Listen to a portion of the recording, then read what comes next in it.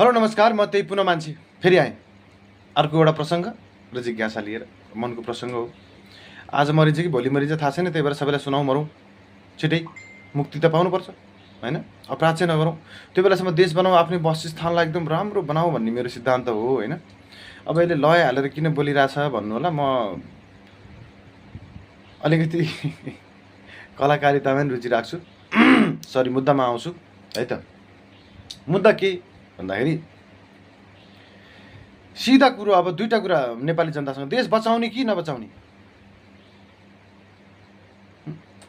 अरू सोध्नै परेन क्या। दायाँ बायाँ, यो नेता त्यो नेता, यो सिद्धान्त त्यसलाई, त्यो छ काम गर्ने कुरा छ, भोलि गर्ने हो, मिलेर गर्नुपर्छ, एक्लैले हुँदैन अब होइन। बनाउने कि नबनाउने, विदेशबाट फर्किने कि नफर्किने कि, लाते हान्नुपर्ने हो अब राष्ट्रपतिहरूले सबैले। विश्वयुद्ध हुनला, अब तिमीहरू जाऊ भन्ने कि तिमीहरूको छाती थापेर बस्ने त। आफ्नो जनताभन्दा पहिले तिमीहरूलाई मार्छन्। विदेशमा बस्ने नेपालीहरू ध्यान दिएर सुन, तिमीहरूको भिडियो हामीले यहाँ बसेर हेर्ने, हामीलाई मजा आउँदैन नि त, बचाउन सकिँदैन। अस्ति पनि हेरियो, सकिएन।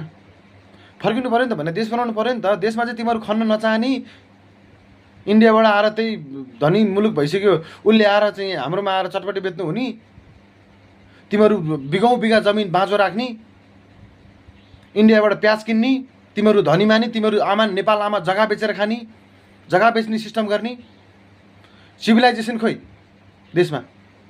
घरको ठाउँमा घर, एग्रिकल्चर राख्नु पर्दैन, जग्गा कता कता बनाएको, 5वटाले 5तिर घर बनाइदिएको, पूर्व पश्चिम उत्तर दक्षिण, पुरै वास्तुशास्त्र रे।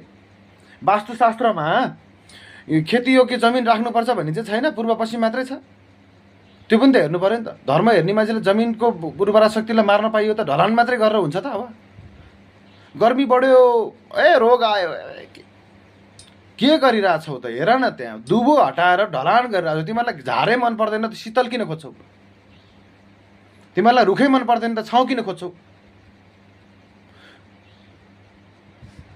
सबैतिर मूर्ख, एकतिर मूर्ख भए पनि त केही मेन्टेन हुन्थ्यो। सबैतिर मूर्ख। रुख काट्ने, ल्याम रुख काट्ने, अनिखेर हावा आउँछ कि भनेर झ्याल बनाउने। कत्रो मूर्ख।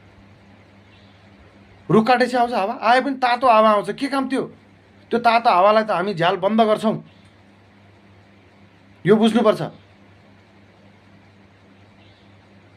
रुख काट्ने अनि चिसो हावा आउँछ कि भनेर झ्याल बनाएको भन्ने, त्यही रुख काटेर ल्याएर मरुभूमि बनाउने, अनि मरुभूमिको तातो हावाको लागि झ्याल ओपन। मूर्ख आफै छ। कृषक छैनन्। ल, विदेशीहरू यस्तो विकास भएर पनि कृषक यहाँबाट